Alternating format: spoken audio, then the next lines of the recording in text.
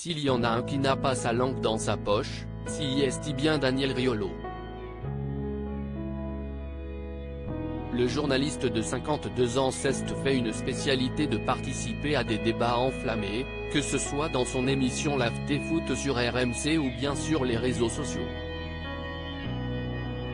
Très suivi sur Twitter, il a d'ailleurs démarré une polémique qui s'est très mal terminée pour lui en s'attaquant aux supporters du Paris Saint-Germain.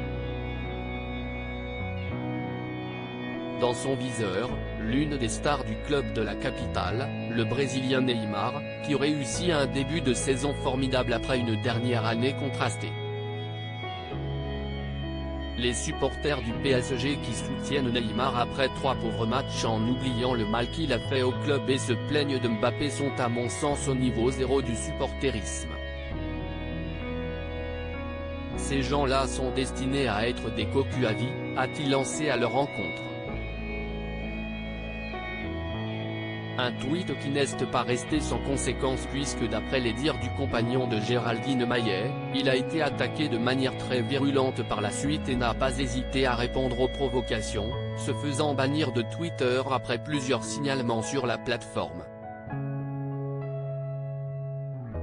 Suspendu de Twitter parce que certains pensent qu'on peut insulter une personne et sa famille en estimant que, parce qu'elle est connue, elle ne peut pas répondre mais juste subir. Quelle honte! Jamais je n'ai insulté sans l'avoir été très lourdement avant. Faut-il répondre? Se défendre?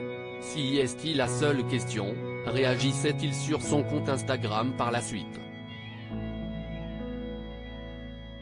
Ça se terminait toujours en insulte. Le journaliste a finalement décidé de ne parler de vive voix sur les ondes de RMC le 23 août pour mettre les choses au clair. Il a d'abord assumé les insultes qu'il a envoyées, avant de s'en prendre à une petite communauté en particulier, les comptes Twitter pro-PSG. Ce sont des gens qui provoquent, insultent, agressent, lâchent-ils, avant d'expliquer qu'il leur a souvent accordé des interviews par le passé. Ça se terminait toujours en insultes. Ça se passait toujours mal à partir du moment où tu critiquais le club. Ce sont des gens totalement bornés, renchérit-il. Puisqu'il s'agit d'un bannissement temporaire, l'amoureux de Géraldine Maillet devrait prochainement retrouver son compte. Quand je reviendrai, je le dirai, je nommerai tous ces sites-là.